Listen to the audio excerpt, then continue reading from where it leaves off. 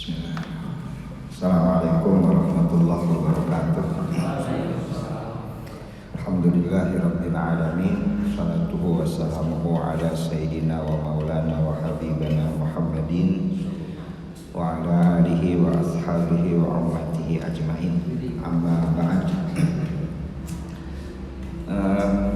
Terima kasih kepada PMI Komisariat Unsir yang saya bangga anak-anak muda mau mengadakan acara refleksi Hari Pahlawan itu. Lalu terima kasih juga pada ini guru saya, benar-benar guru saya ini. Saya sebetulnya ketika teman-teman bilang bahwa akan mengundang Pak Kiai Haji Atam Fuad itu, saya agak bingung sebetulnya. Aduh kumaha ini. Tapi insya Allah mudah-mudahan saya bisa tabaruk sama beliau, dapat keberkahan dan ilmu juga dari beliau, dan kita berdoa mudah-mudahan beliau sehat senantiasa, amin. Dan terima kasih juga ini Kang Faisal nih, dosen dari Unsil, FISIP ya kan? FISIP. Ya insya Allah pertemuan kita malam ini insya Allah mudah-mudahan dapat rahmat sama barokah dari Allah Ta'ala. Ini biar tidak malu saja saya jadi muridnya Pak Kiai Haji Atam itu. Saya mencuplik ayat Al-Quran itu. Wala tahsabanna alladziina qutilu fi sabilillahi amwata bal ahya'un inda rabbihim yurzaqun. Janganlah engkau mengira orang yang mati di jalan Allah itu mati, orang yang terbunuh di jalan Allah itu mati, tetapi mereka itu hidup, yurzakun, dan mereka itu mendapatkan rezeki. Saya mau ngomong pengalaman saja ini. Saya kuliah kemarin itu S3, dapat beasiswa. Dana beasiswanya itu habis dipakai bikin rumah, bikin garasi itu.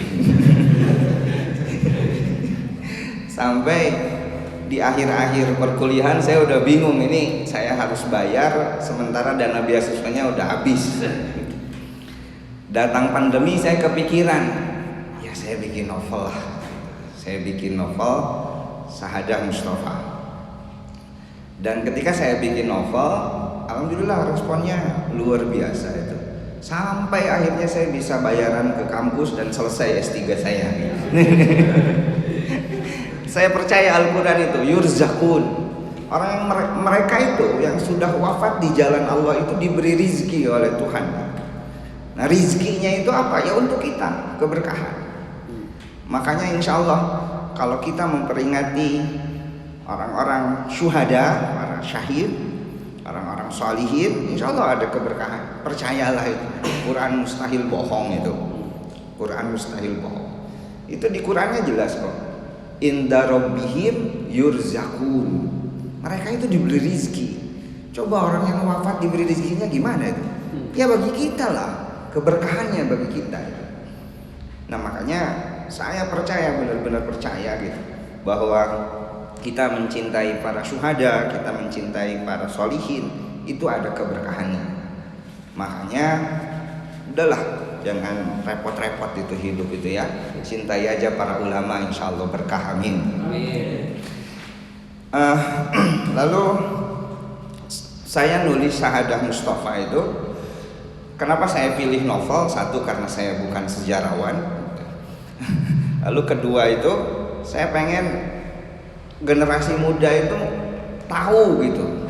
Satu ketika saya ngajar di SMA atau di SMK Nahdlatul Ulama itu, saya sempat nanya ke anak-anak itu, tahu nggak Anda ke Hajat Mustafa? Jawabannya tuh itu cina jalan di Cideung. Kan ngeri. Saya tanya 3 atau 4 orang itu tahu nggak peristiwa Sukamana? Mereka blank. Belum lagi dalam kurikulum kita sekarang itu hampir tidak ada. Dulu waktu saya SD SMP itu ada PSBB, Pendidikan Sejarah Perjuangan Bangsa. Sekarang sudah nggak ada. Makanya anak-anak muda sekarang itu untuk tahu siapa orang tuanya, para pahlawannya, para kiainya itu kayaknya ini tugas kita semua ini. Lalu saya pilih novel, emang bidikan saya itu adalah anak-anak muda, anak mahasiswa, anak SMA gitu. Makanya ketika buku saya dibaca oleh anak-anak SMA, lalu beberapa sekolah minta untuk perpustakaan, saya senang sekali. Karena generasi milenial ini harus tahu orang tua kita. Lalu tadi Pak Kiai Haji Atam itu sudah bilang bahwa Kak Hajat Mustafa itu melawan Jepang. Nah dalam ini mungkin sudah jadi sunatullah barangkali ya, dan ini sunatullah yang kayaknya kurang bagus gitu. Karena apa? Manusia itu baru mendekati kiai, baru mendekati agama biasanya kalau sudah mau mati itu. Mun geus kolot karena ke masjid gitu kan. Itu sebab ketika masa perang mau di bangsa manapun itu peranan agamawan itu besar. Karena apa? Orang berperang itu mau mati itu.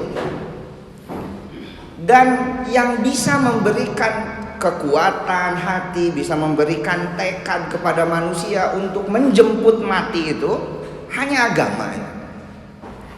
Itu sebabnya semua peperangan yang terjadi di dunia ini selalu ada terkesan menjadi perang agama. Karena apa? Ketika musim perang, ketika zaman perang, pasti manusia itu mendekati para kiai, para ulama, para agamawan. Untuk apa? Untuk tekad, untuk kekuatan. Makanya ada di Ponorogo, ada Imam Bonjol gitu. Itu para ulama. Dan ketika Indonesia merdeka misal, lalu sekutu datang lagi, elit-elit politik Indonesia kan bingung, ini gimana nih? Kan ngedekatin Kiai Haji Hasyim Asy'ari. Lalu lahirlah resolusi jihad. Kalau tidak ada itu merencek cek rakyat asa bodoh teuing kan gitu. Jadi yang bisa memberikan ketenangan, kekuatan sehingga manusia itu tidak takut mati hanya agama. Semua perang di muka bumi akhirnya menjadi terkesan perang agama. Padahal mungkin kasusnya itu sosial, politik, ekonomi. Tapi yang terjadi menjadi terkesan perang agama. Perang salib terkesannya jadi perang agama. Palestina terkesannya jadi perang agama. Karena kalau ngomong perang, pasti orang itu merapat mendekati para ulama. Butuh sebuah tekad untuk tidak semaput di depan maut gitu. Pasti itu. Nah, Indonesia merdeka, lalu ada KMB 29 Agustus 1949, kedaulatan penuh. Ya maut itu ngerada jauh ya nama kan gitu. Ketika mati sudah mulai agak jauh, tidak lagi di pelupuk mata, perlahan-lahan para ulama ditinggalkan. Perlahan agama itu jadi seolah tak penting. Lalu ada perang ideologi nanti di sana, sampai lahirnya dekret presiden macam-macam gitu. Ya karena peran agama itu dibutuhkan ketika perang. Manusia itu mendekati agama ketika perang, ketika maut. Nah padahal kan yang namanya maut itu bisa kapan saja, itu misteri. Nah Kak Hajat Mustafa ketika melakukan perlawanan, ini pertanyaan saya waktu masih nyantri di Sukamana, waktu nyantri di Sukahideng itu dulu. Yang jadi pertanyaan saya itu, Kak Hajat Mustafa itu melawan sendirian. Mana tuh pesantren lain? Kenapa nggak bantu? Saya melihat di buku ini nggak saya tulis gitu. Padahal filosofinya mungkin sama. Seperti Imam Husain radhiyallahu anhu memilih pergi ke Kupah, lalu dia dibantai di Karbala, itu tidak ada yang nolong. Tapi ketika Imam Husain menjadi syahid di Karbala, efek yang dihasilkannya luar biasa. Berpengaruh pada dinasti Umayyah, sampai akhirnya dinasti Umayyah keropos, dilawan oleh banyak pihak, bubar. Hancur dinasti Umayyah. Cuman bertahan 92 tahun. Setelah syahadahnya Imam Husain. Nah waktu itu Kak Hajat Mustafa sendirian. Dia memilih menjadi martir. Mana pesantren lain gak ada yang bantu. Semua taat pada instruksi Kiai Haji Hasyim Asy'ari. untuk bersikap kooperatif pada Jepang. Tapi Kahajat berijtihad, ini harus ada yang lawan. Kalau tidak ada yang lawan, ini Jepang bisa jumawa ini. Dan setelah Kahajat melawan, luar biasa. Ada pemberontakan di Indramayu, ada pemberontakan di Sulawesi, ada pemberontakan di Aceh. Efeknya besar. Sampai pemberontakan Kahajat Mustafa, tadi sudah dibilang, itu perlawanan sipil terbesar ketika masa penjajahan Jepang. Itu dibahas di rapat militer Jepang di Singapura, di Filipina, itu dibahas, dirapatkan oleh pemerintahan Jepang. Jadi efeknya luar biasa. Saya melihat ada kemiripan memilih syahid seperti Sayyidina Husain radhiyallahu anhu. Saya nggak ngomong alaihissalam ya, radhiyallahu anhu. Kita bukan Syiah, radhiyallahu anhu. Nah, Kahajat Mustafa memilih begitu. Dan di buku Kang Iyip itu bagus sekali, saya sangat sepakat sekali gitu. Karena pemberontakan Sukamanah itulah yang melenggangkan pada akhirnya salah satu faktornya itu Kiai Haji Hasyim Asy'ari menjadi ketua Sumbuku, terus sekarang Menteri Agama. Jadi Jepang merapat ke kalangan pesantren, lalu Kiai Haji Hasyim Asy'ari akhirnya diangkat. Ya, kalau bahasa Sunda nama ngarah dengalawan deui pasantren gitulah kira-kira gitu. Jadi yang mengantarkan Kiai Haji Hadratus Syekh radhiyallahu anhu Hasyim Asy'ari itu ya perlawanan Sukamana. Kalau tidak ada perlawanan Sukamana nggak akan ada tuh NU bisa menduduki Kementerian Agama sampai sekarang. Sampai sekarang gitu. Nah, lalu yang waktu saya di pesantren itu yang saya sangat terpesona sekali itu adalah ceramahnya Bapak Kiai Haji Fuad Muhsin, Allahumma yarham, bapaknya Pak Atam itu. Dalam satu pengajian beliau berkata, tarekat Sukamanah itu ngawuruk santri.